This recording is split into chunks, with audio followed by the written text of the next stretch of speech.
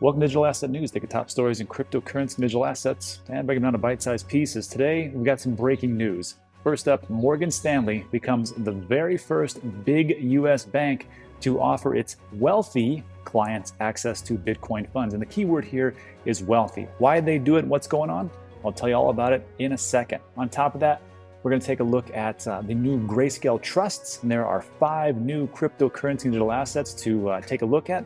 So maybe this might be something to do your own research and see exactly what these products are all about. Maybe add them to your portfolio if you deem fit.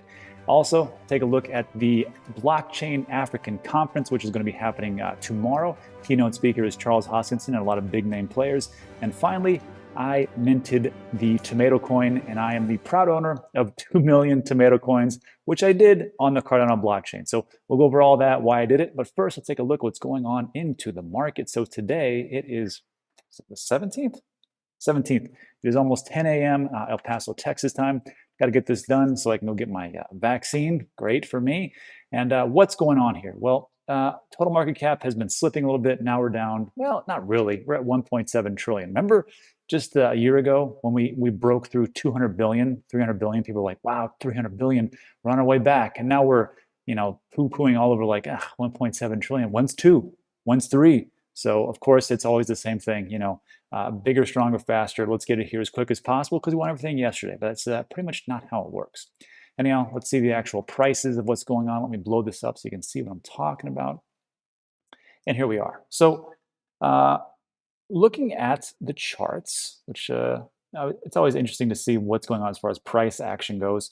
We've got Bitcoin down to 54,000, below 55, and it just keeps going down a little bit. There was some news, whether you believe it to be true or not, that India is considering banning cryptocurrency again, and we covered that. The finance minister had come out and she said that they do not plan to do that. That's not going to happen. They're going to sit down with the Reserve Bank of India, the RBI, and go through the talks, but they want to make this happen. Not just blockchain, but she said specifically cryptocurrencies. So I don't see this really happening. And again, the Reserve Bank of India, you have to remember, they don't set law. That is not how it works. And just remember that about a year ago, the Supreme Court of India said, hey, you can't ban this. It's really against our laws, and you have to open this up to people. So even though the Reserve Bank say, we want to ban it, that's okay. I want a 24-karat gold toilet, and I'm not going to get it. So that's just how it really works out in the world. And they can talk about it all day long, but I don't believe it's going to be banned. But of course, we will see. Anyhow, Ethereum down below 1800, 1770. Looks like there's some trepidation in the waters. Look for April 1st. There's going to be what is called, quote unquote, a show of power by the Ethereum miners as they're going to, I guess, protest the EIP 1559, which is going to flatten out the rates for the Ethereum fees. They don't really like that too much. They say it puts a greater risk for Ethereum and the network. And of course, the foundation has responded by going, you know what, we should just really speed up that proof of stake work. So we'll see how that works out. Cardano's in the 3rd spot because it was listed yesterday on Coinbase Pro. And just so you know, with Coinbase Pro, it always starts out like that. It's going to be listed on Coinbase. It starts out on Pro. They get the liquidity. You can't buy it right now. It's all inbound transfers only. And then it goes live, I believe, tomorrow. And then from there, it'll migrate over to Coinbase. So really, in all honesty, it's down a percentage point last hour. It only went up about 20%. And there used to be this thing called the Coinbase effect. But look, Coinbase doesn't have the power it used to. And in 2017, if there was something listed, it would shoot up massively. So, Cardano used to be $1.50, and so people talk about, well, the market cap's really high, whatever else. Look, it used to be like like $1.48 or something like that, $1.48, and it only went up, a little bit. So I don't think Coinbase has the power it does. Now, if it was listed on PayPal, you better believe that it would have been big. Anyhow, Binance Coin, everything's down a little bit. Nothing really fantastic in the news today. Anything up that's really majorly? Let's see. 39% for Filecoin. I'll tell you because Grayscale listed it in one of their trusts. Basic attention token probably up. All the rest of the one probably up because of that listing. So now you know why. Anyhow, that's what's going on. Let's take a look at the projected range, get into our inner trader and see what's potentially going up. No surprise here. Basic attention token is going up massively because of that listing with Grayscale. GoChain, StormX. Hey, StormX. I recently added that to my portfolio just a little bit because it's been around since 2014. It's kind of like honey, where the more that you buy in retail, the more cash back or crypto back that you get. And they just added Adidas, and that's a pretty big thing. So StormX, yeah. Next, Gas, Filecoin, again listed by Grayscale. Oh, so that's what's going on. Of course, Trader Chain tells us. So let's just break into today's top story, shall we? All right. So first up, I found this on Twitter because Mike Novogratz tweeted it out. That guy must be on Twitter like 24/7, or he's got a hell of an assistant because that guy tweets like all day long. And he's just said, hey, he was proud to be a part of this. So what's going on here? Well, Morgan Stanley becomes the first big US bank to offer its wealthy clients access to Bitcoin funds. Nothing against wealthy people. Good for you guys, but just how it is. And I think it's mostly to mitigate risk. You got to remember, an accredited investor in the eyes of the government and laws should know more of the risks, and it's less of a risk for these banks and institutions because if they go for these people who have a pretty good net worth, then there's less of a risk of a blowback, and I understand why they're doing it. Makes a lot of sense. Anyhow, the investment bank told its financial advisors Wednesday in an internal memo that the bank is launching access to 3 funds that enable ownership of Bitcoin. I think that's the big keyword here. Enable ownership of Bitcoin. I'm not 100% sure if this is actual physical. No, there's no physical Bitcoin. That's goofy. Like paper Bitcoin, like an ETF. It's not an ETF, but they're able to get it into a fund. So really, the question then becomes, well, who is doing the custody? I would have guessed then Morgan Stanley has some kind of custody service, or they're reaching out to Galaxy Digital. And that's the same type of thing. 2 of the funds on offer are from Galaxy Digital, the crypto firm founded by Mike Novogratz. Third is a joint from NYDIG, another big player in the space and becoming bigger every day, it seems like. The bank is only allowing its wealthier clients access to the volatile asset. The bank considers it suitable for people with an aggressive risk tolerance. Sure, but we've talked about this before, right? I don't understand why not just the banks, but like financial institutions or hedge funds or financial advisors, which I definitely am not. Look at this shirt, not a financial advisor. And why wouldn't they just tell their people like, hey, all you got to do is just to put in, 2 to 3% into your portfolio as a hedge. That's all you got to do. And it might go to 0, which is the standard response, which is stupid, I think.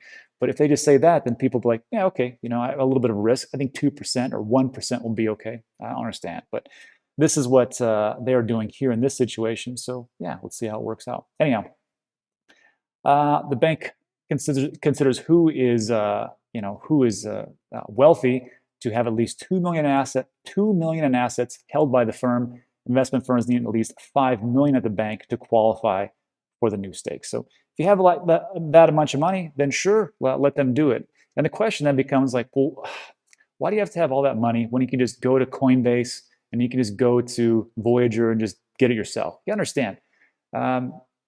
People are different, right? And some people like, Kevin O'Leary from Shark Tank, he does not feel comfortable doing that. He's like, I feel comfortable with ETFs. That's just what I know, and I don't want to learn anything different. I don't want to, store it in a cold storage. I don't want to have 5 million on my Nano Ledger.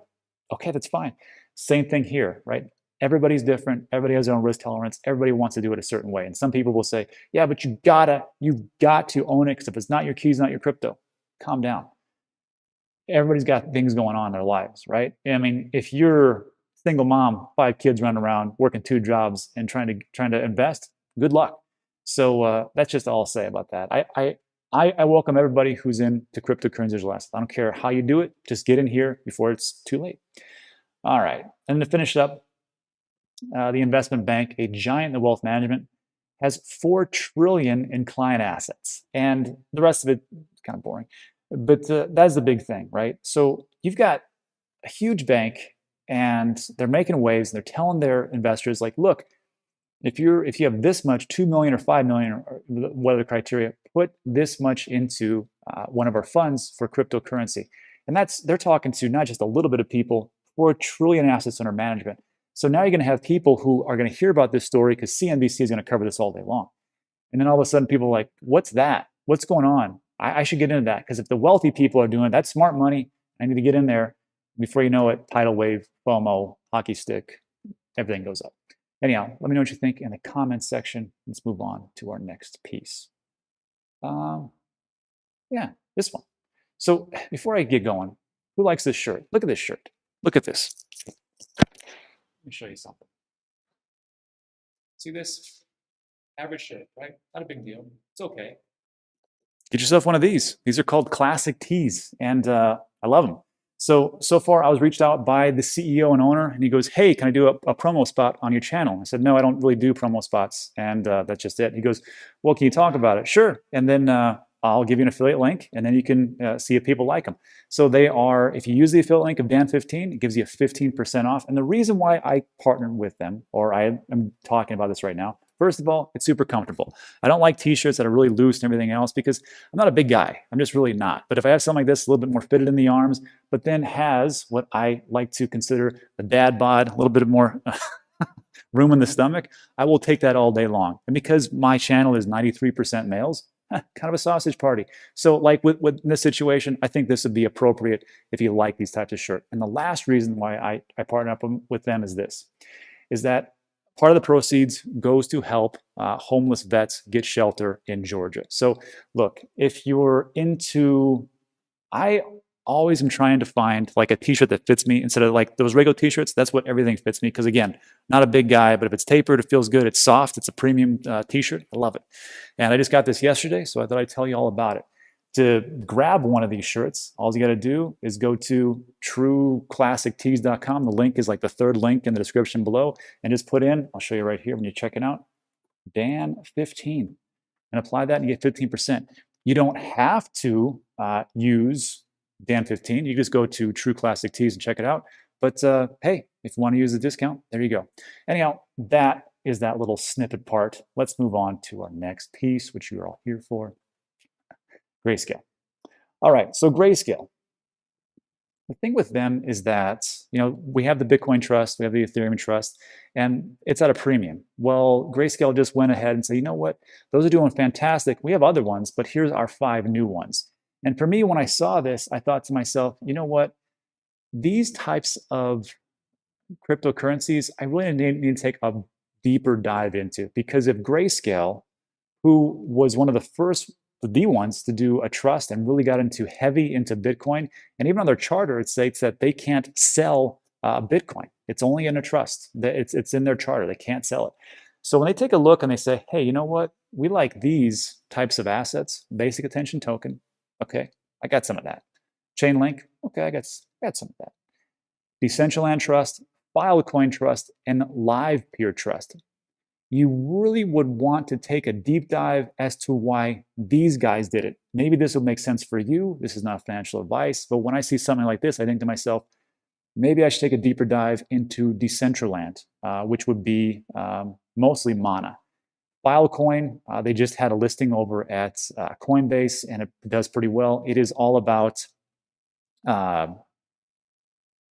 the ability to have cloud computing services, but on the blockchain, or file sharing software on the blockchain. So it looks like a pretty good one. Instead of doing, paying for Apple iCloud, you could do this type of thing. And then there might be an advantage here. I just got to do more deep dive. And Live Peer, don't know anything about it. I need to do my own due diligence. So again, take a look at these ones. If you're wondering why these things are up, it's because Grayscale listed them. So maybe, in all honesty, that Coinbase effect, maybe Grayscale has more of an effect than Coinbase does. Anyhow, let me know what you think in the comments section. Let's move on to our last pieces. So last up, I'm going to attend this. This is a blockchain African conference, and it's going to be the next 2 days or so. And they've got a ton of different speakers that some I've heard of. Like I know, like up here, you'll have like Dan Held, Peter McCormick, What Bitcoin Did, Ben Zhao. And I mean, like if you go through this, it's just like a who's who of everybody who's going to be speaking at this blockchain conference.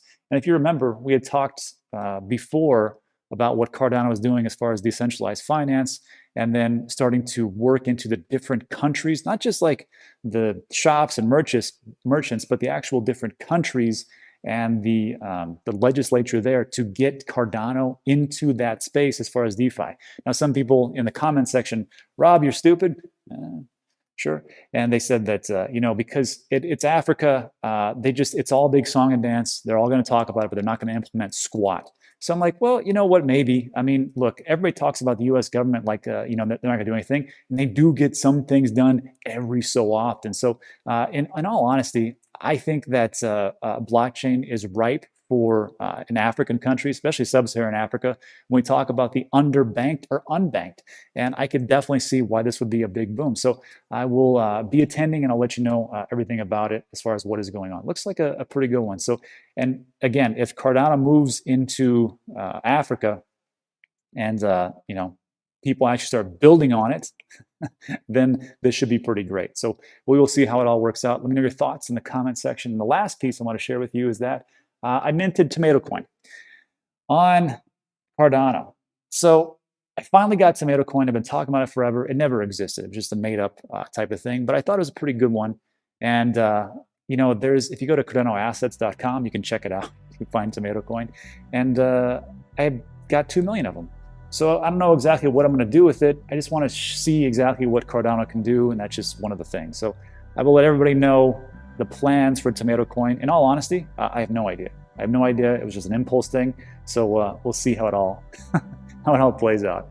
All right, so that is it for today. So if you liked the video and you found some value, give it a thumbs up. That helps tremendously with the channel.